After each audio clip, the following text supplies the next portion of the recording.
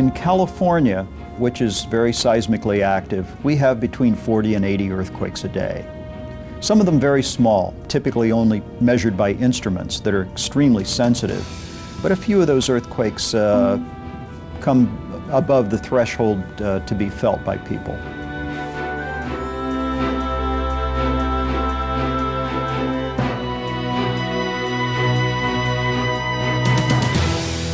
Hello, thoughtful viewers, and welcome to Planet Earth, Our Loving Home. Thus far in 2010, several powerful earthquakes have struck the Earth, with January's 7.3 magnitude quake in Haiti and February's 8.8 magnitude trembler in southern Chile causing the most destruction, as they were centered in highly populated areas.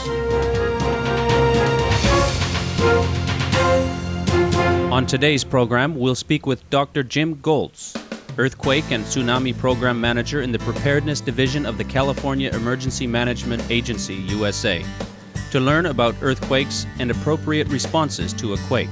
Dr. Goltz has been involved in earthquake research, planning, preparedness, and mitigation for 35 years.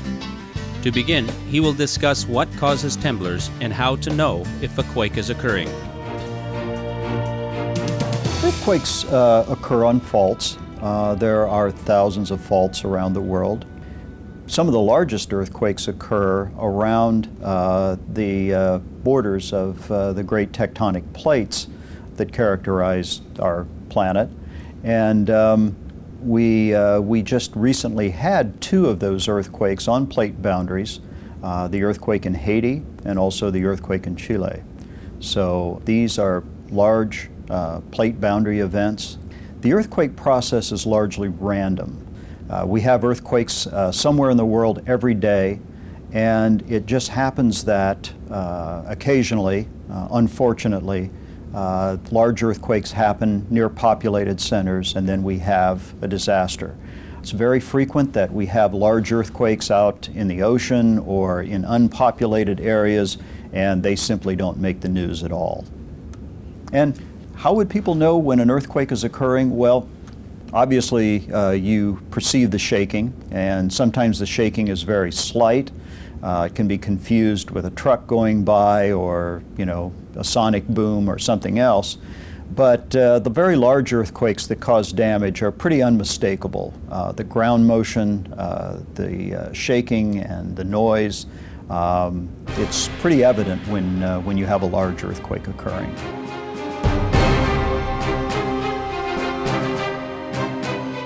Seismologists use a scale to measure the intensity of an earthquake, and Dr. Goltz now explains this system.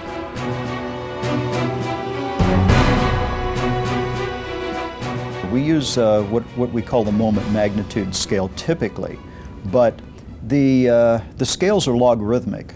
So the earthquake that is a magnitude 7 is about 32 times the energy released than a 6. So at magnitude 7, the Haiti earthquake compared to the Chilean earthquake at magnitude 8.8, the 8.8 was about 500 times larger than the earthquake that hit Haiti.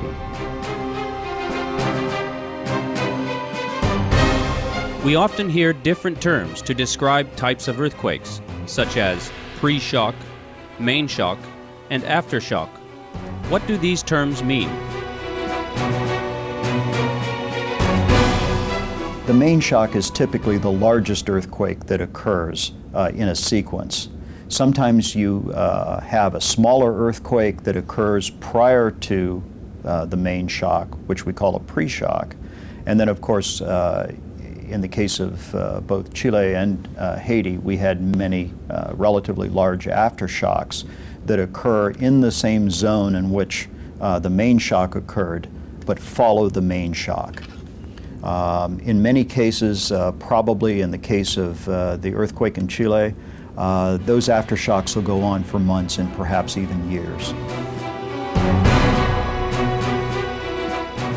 To maximize safety, what's the best way to react when we sense an earthquake is occurring? There are good ways to respond and there are not so good ways to respond. I think the most important thing that people can understand about earthquakes is don't run. We highly discourage running during the shaking of an earthquake. Many people do, but epidemiological studies that have been done by schools of public health following earthquakes, the greater the movement of people, the greater the probability of injury. We had an earthquake in Paso Robles in Central California in 2003. It was just before Christmas. And the only fatalities in that earthquake were two women who were in an unreinforced masonry building that was serving as a store. And had they stayed in the building, they would have been perfectly okay, but they ran outside, part of the roof slid off and killed them both. So we recommend strongly that you stay inside and take cover rather than going outside during the shaking. We recommend that people drop, cover under something heavy like a table or a desk and hold on to that. We feel that the greatest danger is from falling objects within a building. Not so much the collapse of the building, which is often rare, but from objects within the house, lighting fixtures, pictures, books, various objects that could cause injury. So again, what we recommend is that people learn that when they feel an earthquake, they should drop, cover, and hold on until the shaking ends. If it's clear after the earthquake is over, once the shaking ceases, if there's obviously damage, you should exit the building. But do it in a deliberate way. You needn't run after the shaking has stopped.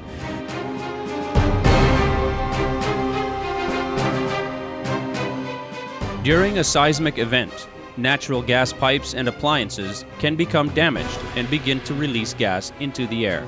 This is highly dangerous, as an explosion or fire can occur if the gas ignites. If one does smell gas, Dr. Goltz has the following advice. You should turn off the gas. Turn off the gas at the source. When we return, Dr. Goltz will continue to share earthquake survival tips. Please stay tuned to Supreme Master Television.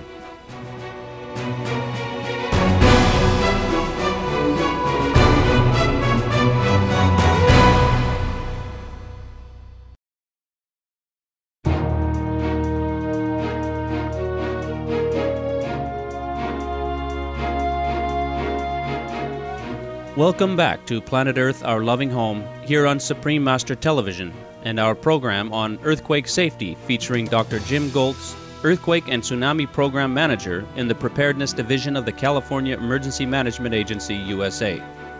Next, Dr. Goltz explains how to proceed if we're in a high-rise building when a quake strikes.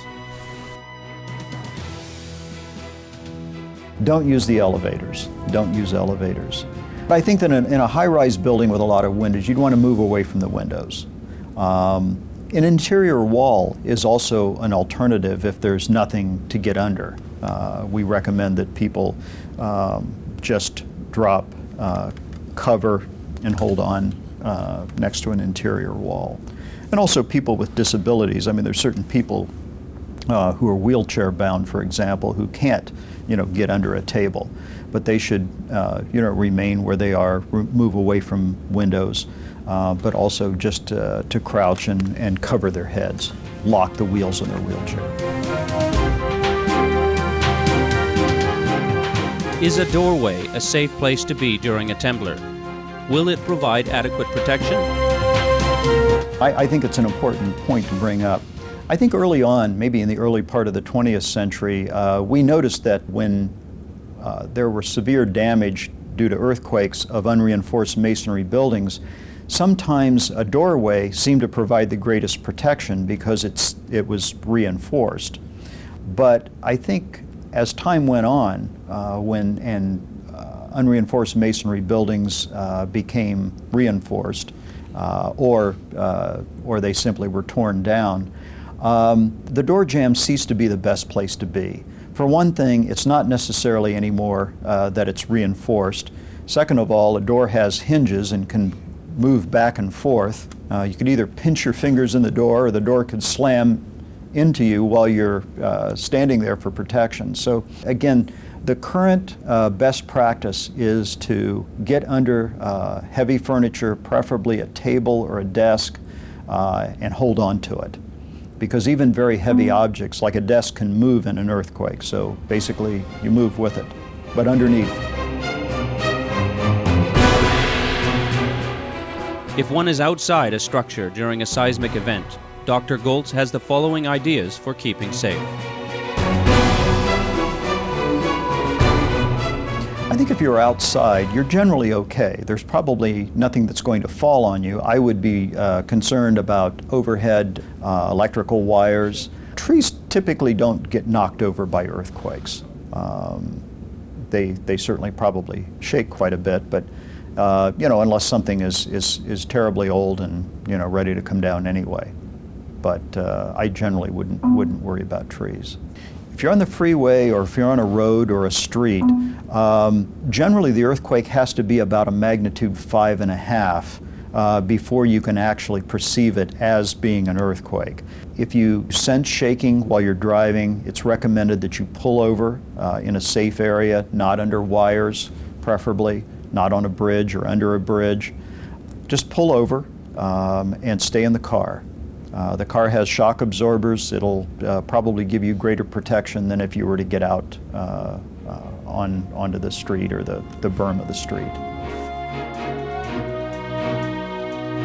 To conclude today's program, Dr. Goltz has some suggestions on preparing children for an earthquake and how to help them cope with their emotions following the event. Children are one of our greatest assets in disaster response because children actually take our advice seriously. Sometimes adults don't. But I think that it is important for children to understand what to do in an earthquake, how to respond, and often, though it's children who are the teachers and the parents who are the students, because often we have curricula in our schools that deal with earthquakes and tsunamis, particularly in earthquake and tsunami prone areas. And children seem to understand and recall what to do very, very well. There was a young girl who was vacationing in Thailand at the time of the Sumatra earthquake and Indian Ocean tsunami, who, when she observed the ocean recede at the beach resort where they were staying, she realized immediately that this was a sign that a tsunami was coming. She notified her parents told the hotel was able to notify about 100 people staying there, and those people all survived. So I think that children are a wonderful asset. They're great teachers, and I think that parents need to reinforce the information that they have, affirm it, and do it themselves. We always encourage teachers, whenever there are drills in schools, to also drop cover and hold on. Not stand there and watch the children do it, because they have to understand that adults take this seriously as well. But generally, children do pretty well, and occasionally we do find that in the aftermath of earthquakes, sometimes we want to encourage children to express how they felt about the earthquake, to talk about their fears, and make sure that, you know, there are no lingering concerns or things that they need to talk about that they can't.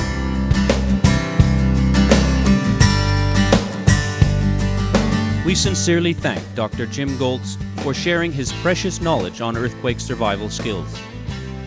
Please join us next Wednesday on Planet Earth, Our Loving Home, when he'll provide more advice about earthquake safety.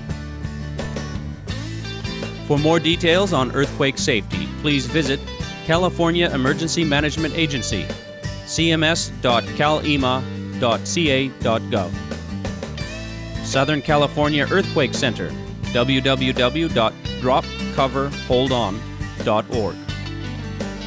For continually updated details on earthquakes around the world, please visit United States Geological Survey's Earthquake Hazards Program, earthquake.usgs.gov.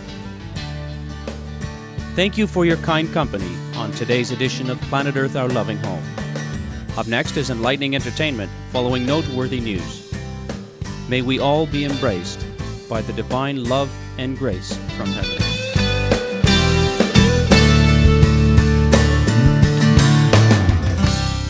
For more details, please visit www.suprememastertv.com/PE